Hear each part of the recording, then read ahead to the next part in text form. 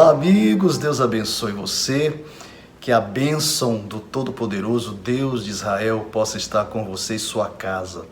Eu quero encorajar você para despertar você, eu vim despertar você nesse novo tempo em que as situações parecem ser contrárias, mas eu quero dizer que Deus está aí onde você está. E eu estou lançando uma série no meu canal chamada Adoradores no Meio do Caos. É verdade, é isso mesmo, adoradores no meio do caos.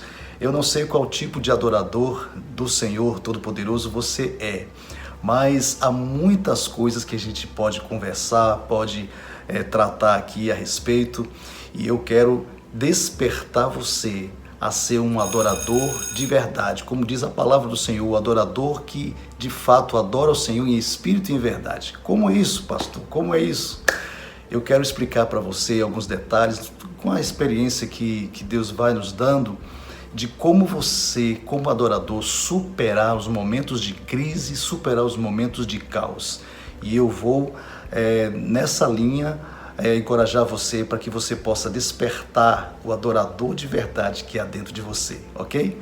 Se liga aí, faça o seguinte, tá? Não seja daqueles que passa desapercebido, que não vá lá no sininho e toque no sininho, que não se inscreva no canal. Olha, inscreva nesse canal, tá bom? Faça isso e você será abençoado em nome de Jesus, ok? Vamos lá. Ok, há uma coisa que precisamos aprender quando estamos no meio do caos. Exatamente no tempo em que estamos vivendo hoje, há uma situação de caos extremo nas ruas, na cidade, no mundo inteiro. Mas pode haver luz no meio do caos. Como é isso? Eu quero trazer nessa série Adoradores no Meio do Caos que, de fato, há possibilidade de adorar a Deus ainda em meio a circunstâncias de caos extremos. Que Deus é especialista, eu quero dizer para você que Deus é especialista desde o princípio a ordenar que haja luz no meio do caos. Eu pergunto a você, e essa é a chave dessa série, qual tipo de caos que você está vivendo? Ou seja, qual tipo de circunstância você passou? Qual tipo de caos que você vive ou até passou por um e não se deu conta de que faz parte do seu propósito?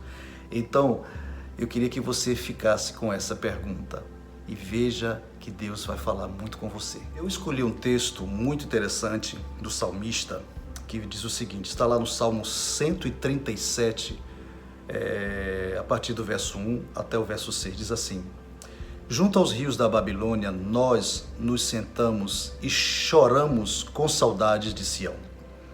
Verso 2, ali nos salgueiros penduramos as nossas harpas, ali os nossos captores pediam-nos canções, os nossos opressores exigiam canções alegres, dizendo, cantem para nós uma das canções de Sião.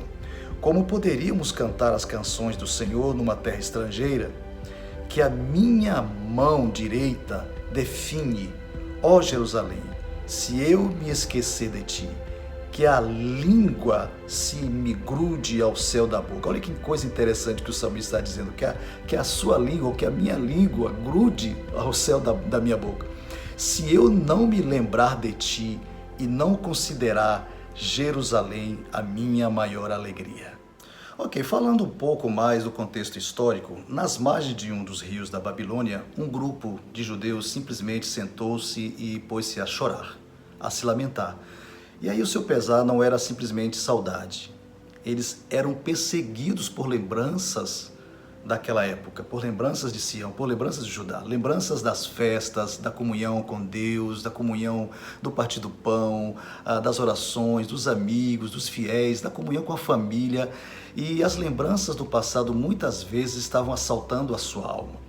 Era talvez um grupo de músicos do templo dos tempos antigos, estavam com muita vontade de tocar, só que as suas harpas não estavam nas suas mãos, estavam nos salgueiros, estavam pendurados nas árvores, pois não tinham mais coração para a música, não tinham mais coração para sequer compor alguma coisa. Imagine como estava a mente desses adoradores.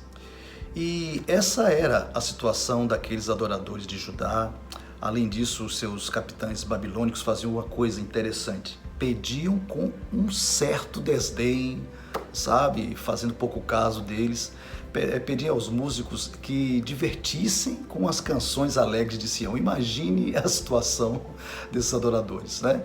Então, essa era a situação desses homens que foram presos pelo decreto do rei de Babilônia e que estavam vivendo exatamente isso que nós estamos declarando aqui. Um caos, um verdadeiro caos, um caos espiritual, um caos da sua mente, um caos. E eu quero dizer que esse texto me constrange bastante. Se você observar, nesse texto, o salmista fala agora como um indivíduo, registrando suas emoções, seus sentimentos mais fortes, o seu voto de amor constante por Jerusalém. E você vê que esse voto por Jerusalém é tão solene quanto qualquer voto de casamento. E olha que eu já vi muitos votos de casamento.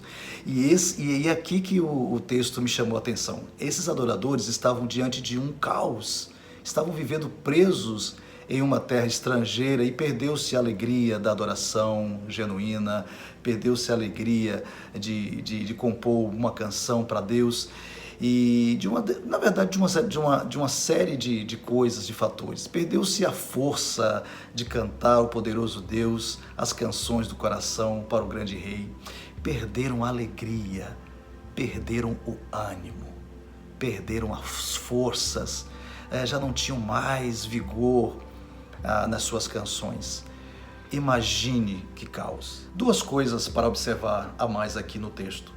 A primeira é que eles não se esqueceram que mesmo sem poder tocar suas harpas ou cantar sua música em seus corações, tinham uma convicção do que foram chamados, tinham a certeza do chamado que estava existente na sua alma e na sua vida.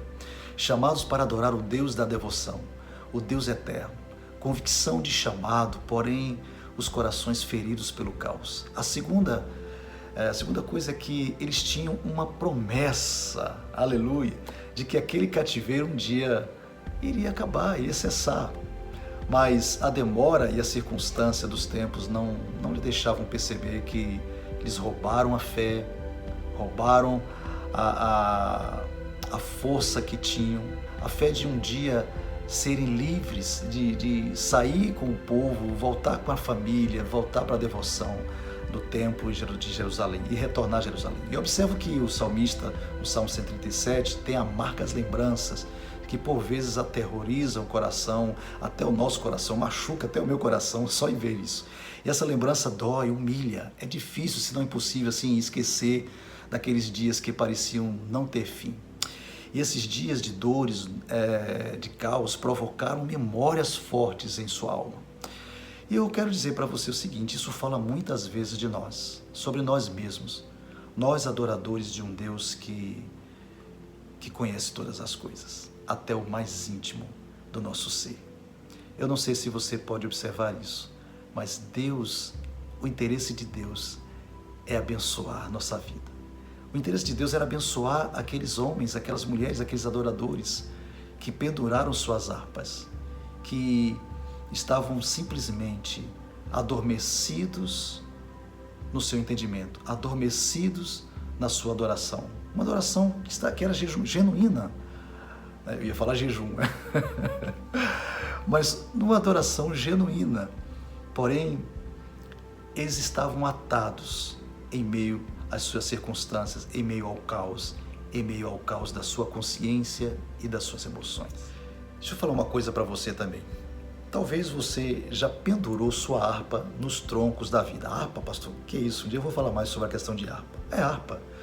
E você está se lamentando em meio a uma circunstância da vida. Pegou a harpa e pendurou a harpa. Como se pendurou a chuteira e acabou tudo. Enquanto isso, Deus está lhe falando, está dizendo para você que ainda há uma promessa. Eu te convido a construir comigo uma linha de raciocínio diante da palavra de Deus. Que como adoradores que somos, eu sei que você aí está me vendo, é um adorador, não importa como você seja, não podemos deixar que os sentimentos, por mais intensos ou até extremistas, né, pode dizer assim, que sejam, venham a roubar a sua atitude de continuar tocar na promessa. Tocar na promessa. Você pode tocar na promessa. Deus te deu. Há muitos adoradores genuínos iguais a você, adoradores sinceros e autênticos, mas há outros que estão sofrendo a aflição de uma situação de caos. Eu não sei se tem alguém nessa situação aqui. Numa situação de caos que também vive de lamento. E Deus quer nos falar. Deus quer falar que Ele está vendo tudo. Ele está atento a tudo, mesmo porque Ele sabe que há uma saída. Há uma promessa. Essa promessa Ele te deu. Quero dizer que se você se encontra nesse nível, não pare. Continue a adorar intensamente. Mas não pendure sua harpa na árvore. Não deixe que os seus opressores e opositores te joguem no chão. E saiba sair do caos firme. E você verá o quanto Deus ainda vai te mostrar lá na frente.